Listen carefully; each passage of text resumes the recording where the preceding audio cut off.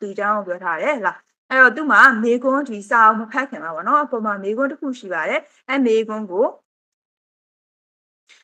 အရင်သွားပြီးတော့ဖတ်ကြည့်ပါနော်အဲ့တော့ Catherine နဲ့ Sanji မှာတဲ့ who has friendly neighbors ဆိုတော့ friendly ဆိုတာပြောထားတယ်နော်ခင်မင်တတ်တော့ခေါ်ယူတော့နော်အဲ့တော့ခင်မင်တတ်တဲ့ neighbor ဆိုတော့ neighbors ကိုအပေါ်ဆုံးကပြောထားတယ် neighbors ရဲ့အဓိပ္ပာယ်ကအိမ်နီးနားချင်းပါနော်အဲ့တော့ဘသူမှတဲ့ခင်မင်ဖော်ရတတ်တဲ့အိမ်နီးနားချင်းစီလေအဲ့တော့သူတို့နှစ်ယောက်အကြောင်းကိုလိုက်ပြီးတော့ဖတ်ကြည့်ရမယ်ပြီးလို့ရှိရင်ဘသူရဲ့အိမ်နီးနားချင်းကခင်မင်ဖော်ရတတ်တယ်လဲဆိုတာကိုသိရမှာပဲဖြစ်ပါတယ်အဲ့တော့နောက်ဆုံးကတ်သတင်းအကြောင်းကိုဖတ်ကြည့်ရအောင် we've got a flat ငါတို့မှာတဲ့ a flat ဆိုတာကတိုက်ခန်းပေါ့နော်ငါတို့မှာတိုက်ခန်းတစ်ခန်းရှိရဲ့နီးရ Notre Dame ဒီ Paris Notre Dame ဒီ Paris ရဲ့အနီးမှာတဲ့နော်တိုက်ခန်းတစ်ခန်းရှိရဲ့ it is a nice place and I see nice ကကောင်းတော့ place ကနေရနော် it is a nice place ဒီတိုက်ခန်းလေးကအရန်ကောင်းတာပဲ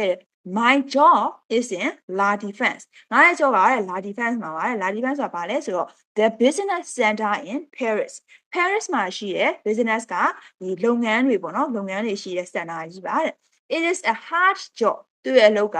သူပြောတဲ့သူ့ရဲ့အလုပ်ကပေါ့နော် hard job ကခက်ခဲတဲ့အလုပ်တစ်ခုပါတဲ့ I'm at work at work ကရှိမှတင်ခဲ့ရနော်အလုပ်မှာရှိနေပါတယ် from 9 am to 7 pm မနက်8နာရီကနေပြီးတော့ကျမကည9နာရီထိအလုပ်မှာရှိနေပါတယ်တဲ့ so for me အဲ့ဒါကြောင့်မလို့ကျမအတွက်ကတော့ so ဆိုတာကအဲ့ဒါကြောင့် for me ဆိုတာကအတွက်ပေါ့နော်အဲ့ဒါကြောင့်ကျမအတွက်ကတော့ the flat ဒီတိုက်ခန်းနော်သူနေတဲ့တိုက်ခန်း the flat is like a hotel and likeကကဲ့သို့ a hotel လို့မျိုးဖြစ်နေတယ်တဲ့နော်ဘာလို့လဲဆိုတော့မနက်၈ကနေည9နာရီထိအလုပ်ထဲမှာသွားနေရတယ်အဲ့တော့မနက်၈နာရီမထိုးခင်အရာထားပြီးသွားလို့ရှိရင်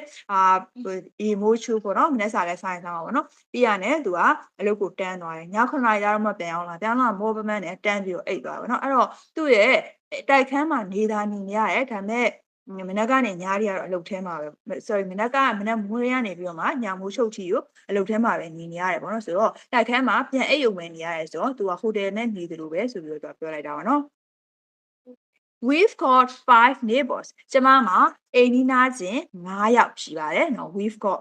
ဆိုတော့ကျမတို့မှာအိမ်နီးနားချင်း9ယောက်ရှိပါတယ် 3 men ယောက်ျား3ယောက် and 2 women အမျိုးသမီး2ယောက်ဖြစ်ပါတယ် but they aren't our friends ဒါပေမဲ့သူတို့တွေကကျမရဲ့တငယ်ချင်းတွေတော့မဟုတ်ကြပါဘူးတဲ့အဲ့တော့သူကတနေ့လုံးသူကိုယ်တိုင်တော့တနေ့လုံးနှုတ်ထဲမှာနေနေတာနော်ဘေးကအင်းသားချင်းတွေနဲ့သူဘယ်လိုလုပ်တည်မှာလဲပေါ့နော်ဆိုတော့သူရဲ့တငယ်ချင်းတွေရောဖြစ်လာ